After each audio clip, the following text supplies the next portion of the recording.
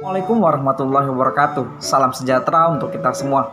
Semoga kita semua dalam keadaan sehat walafiat. Amin ya rabbal alamin. Teman-teman sekalian, perkenalkan, nama saya Rizky Maulana. Saya merupakan mahasiswa Universitas Islam Negeri Syarif Hidayatullah Jakarta, jurusan Pendidikan Bahasa dan Sastra Indonesia semester 5, nomor NIM akhir 36. Pada kesempatan kali ini saya akan menyampaikan sebuah materi. Materi yang saya akan sampaikan merupakan materi mengenai syair. Pertama, saya akan menjelaskan mengenai pengertian atau definisi dari syair. Kata atau istilah syair berasal dari bahasa Arab, yaitu syair atau syu'ur, yang berarti perasaan yang menyadari. Kemudian kata syu'ur berkembang menjadi syiru yang berarti puisi dalam pengetahuan umum. Pengertian yang lain, syair adalah puisi lama. Syair berasal dari Persia dan dibawa masuk ke Nusantara bersama dengan masuknya agama Islam ke Indonesia. Kemudian syair berkembang menjadi kata syu'ur yang berarti puisi dalam pengertian umum. Maka syair dalam bahasa Melayu mengarah pada pengertian puisi secara umum. Kemudian berkembang, mengalami perubahan dan dimodifikasi, sehingga syair didesain sesuai dengan kondisi yang terjadi. Syair adalah bentuk sastra klasik Melayu yang sudah mendekati kepunahan. Berbeda dengan pantun, syair adalah bentuk puisi lama yang diungkapkan secara bersambung dan membentuk suatu cerita yang panjang. Sedikit sekali naskah syair yang dapat diselamatkan dengan utuh. Selanjutnya, jenis-jenis syair. Syair sendiri terbagi menjadi 5 jenisnya. Yang pertama adalah syair panji, syair romantis, syair kiasan, syair sejarah, dan syair agama. Syair panji merupakan syair pelipur lara. Syair ini biasanya bertema kisah, pengembaraan, dan peperangan. Selain itu, dalam syair panji terdapat unsur kisah percintaan.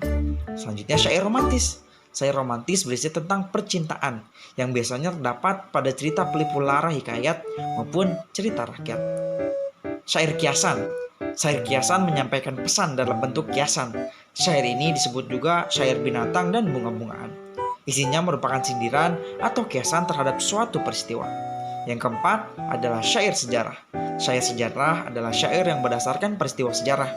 Sebagian besar syair sejarah berisi tentang peperangan. Dan yang terakhir adalah syair agama.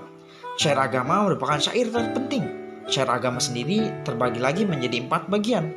Yang pertama syair sufi, syair tentang ajaran Islam, syair riwayat cerita Nabi, dan syair nasihat. Sama seperti karya sastra yang lain yang memiliki ciri-ciri khusus, syair juga memiliki ciri khusus yang membedakannya dengan karya sastra yang lain. Ciri syair yang pertama adalah terdiri dari 4 baris. Selanjutnya, tiap baris terdiri dari 4 sampai 6 kata, tiap baris terdiri dari 8 sampai 12 suku kata, dan semua baris merupakan isi. Syarat selanjutnya atau ciri selanjutnya adalah memiliki rima akhir a, dan ciri syair yang terakhir adalah syair berisi cerita atau pesan. Sama seperti puisi dan prosa yang memiliki unsur-unsur pembangun, syair juga memiliki unsur pembangun. Unsur pembangun syair terbagi menjadi 2, yaitu unsur intrinsik dan unsur ekstrinsik. Unsur ekstrinsik syair terbagi menjadi 4. Yang pertama adalah latar belakang kehidupan penyair. Selanjutnya adalah pendidikan penyair. Selanjutnya latar belakang budaya dan sosial penyair. Dan yang terakhir adalah adat atau kebiasaan masyarakat setempat. Selanjutnya merupakan unsur intrinsik syair. Unsur intrinsik syair yang pertama adalah tema. Tema merupakan ide pokok yang ingin penyair sampaikan dengan melalui syairnya kepada para pembaca.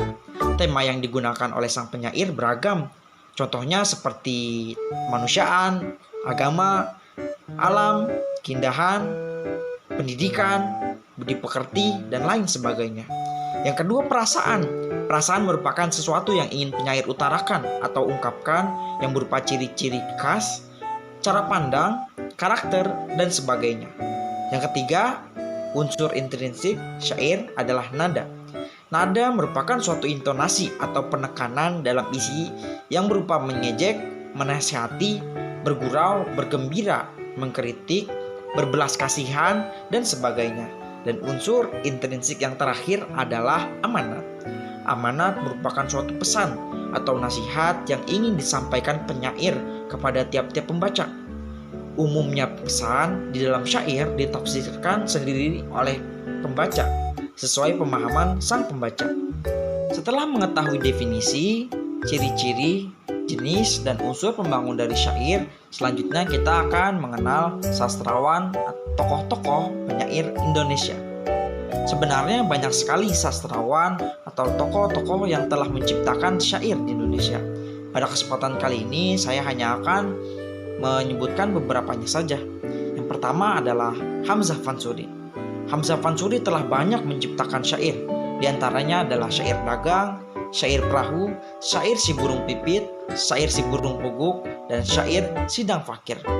Selanjutnya sastrawan penyair Indonesia adalah Raja Ali Haji. Raja Ali Haji juga telah banyak menciptakan syair-syair. Di antaranya adalah syair Siti Sihana, syair Suluh Pegawai, syair Hukum Nikah, dan syair Sultan Abdul Muluk. Dan selanjutnya adalah Abdullah bin Abdul Qadir Munshi. Beliau telah menciptakan beberapa syair. Di antaranya adalah syair Singapura Terbakar dan syair Kampung Gelam Terbakar. Teman-teman sekalian, demikianlah materi mengenai syair yang dapat saya sampaikan. Kurang lebihnya saya mohon dibukakan pintu maaf sebesar-besarnya. Sampai jumpa di kesempatan selanjutnya. Terima kasih. Wassalamualaikum warahmatullahi wabarakatuh.